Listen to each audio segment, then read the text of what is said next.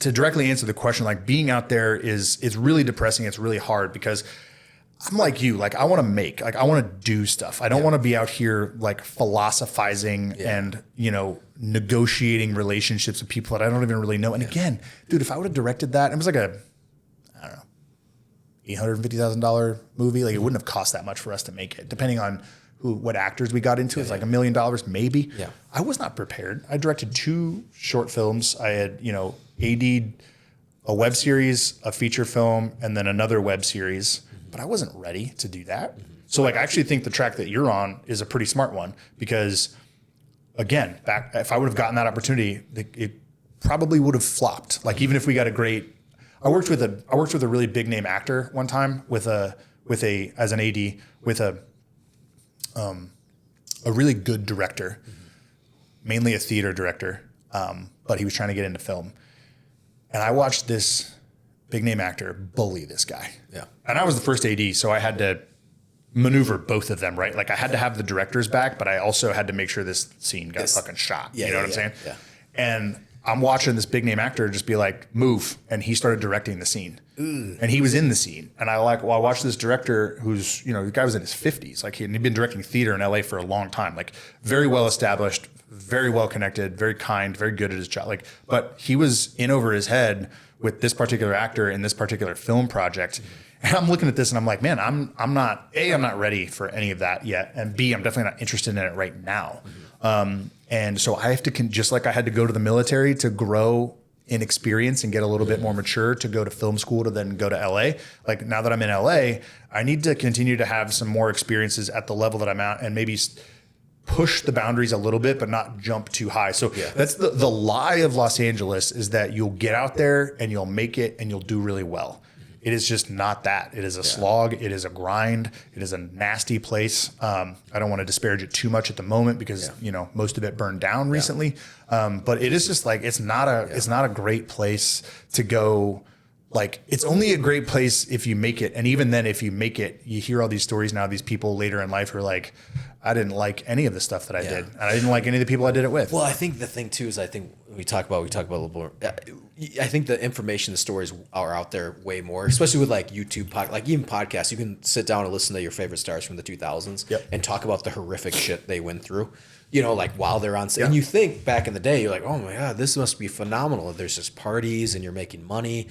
But it's like, we had a fun little brain exercise. It wasn't so much a class, but it was part of our class where my professor, and actually should be linking up with him soon, he's our screenwriting one. And he had won, it's not an Academy Award, but it's like part of the Academy where if you write a screenplay, but it's not a film.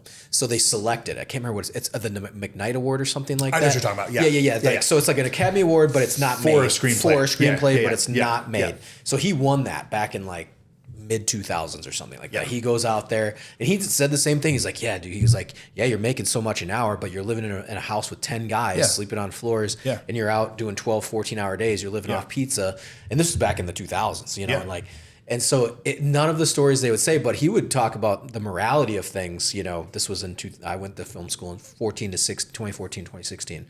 And a lot of the stuff was starting to come out of like, well, what if you're on a set and the actress is uncomfortable, or the actor's yelling at the director is abusive? Yeah. What do you do? Yeah. And, you know, and like, there's no right answer. He didn't like, well, stand up for it. It's like, no, you're not, because you're a PA. What are you going to do? You know, like, and I'm not saying anybody was in that situation, but he like brings it up from other cases that had happened. Yeah. It was like, it's not a fun place to be. And everyone's ego is through the roof, or you have to deal with something, or like, and it's like, and then at the end of the day, you're just making a movie, you know? So then, but there's millions of dollars on the line, and then you got to stroke this actor's ego, because even if they're a shitty person, they're going to make your money back, and like all the gross stuff, you know, like the Harvey Weinstein and all that stuff. Harvey Weinstein, the casting couch. Yep. This was before Harvey Weinstein came, like that stuff came out. Yeah. So like we were taught, he you know, he's like, yeah, it's been a running joke since, or it's not a joke, but like since the 30s.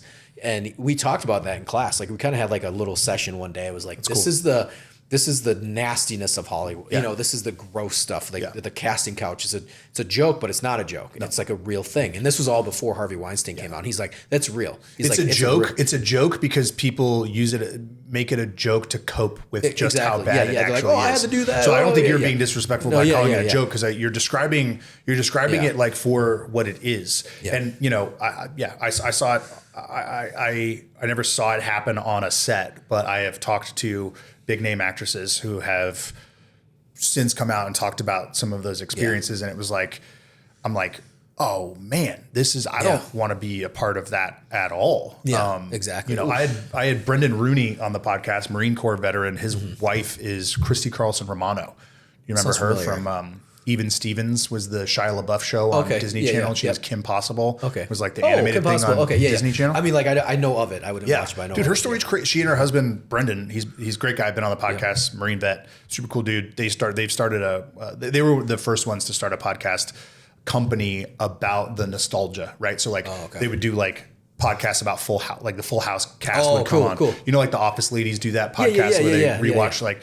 You know, these guys started with all the Disney shows and Nickelodeon shows. And then because people started talking about that on their podcast, then they did that documentary about the guy, the Nickelodeon producer who's doing all that nasty shit. Oh, they produced that? No, they didn't produce it, but they were like, they were on the forefront of, they were on the forefront of talking about the nostalgia of the shows that like we grew up on or our friends grew up on, depending on what you liked when you were a kid. Yeah. I watched a lot of Disney Channel original movies. I'm not going to lie. Shout out Brink. But But yeah, so they were the kind of first wave of the nostalgia thing. And then because people started talking about their experiences, their good experiences making the shows, then they started to get comfortable talking about the negative experiences. Yeah. And then because Christy is a very self-actualized person and she was open and honest and vulnerable about her own experiences, you know, these people started to get more courage to talk about it. And now it's become this more of like an open secret, and the Weinstein stuff happens, and then the Epstein stuff happens, and then you look at all this and you're like,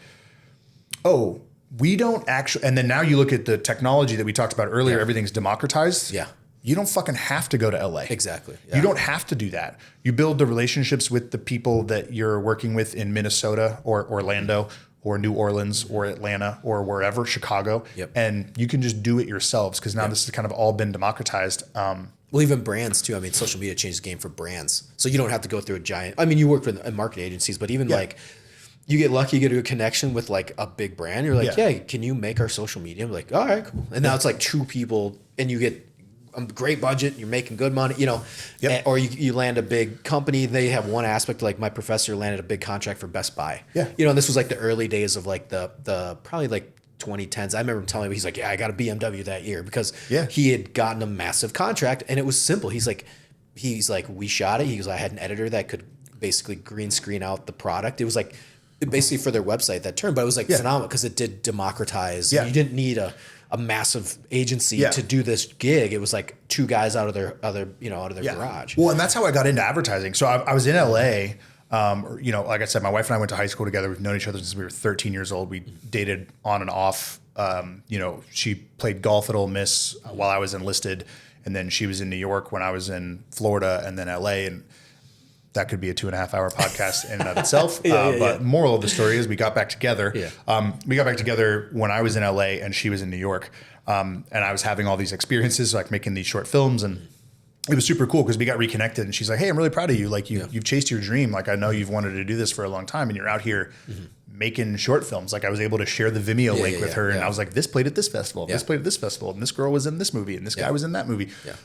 She's like, that's really cool. I'm like, it is, but it also you know, I was like, I was disenfranchised with the entire experience and the entire like and what do you modality of all of it. Well, what do you think? I mean, like, what makes people stay?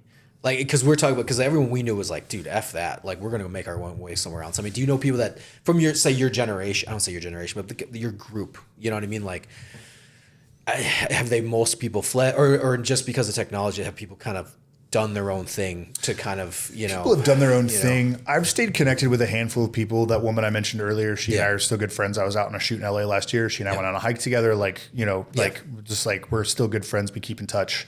A couple of my DPs I keep in touch with. I'll hire them every once in a while when I'm out in LA. But like mostly on the acting front and like some of the other, like there's just a lot of people that they're stuck out there. They're doing the same thing. They keep getting hired for gigs, right? So they're making money.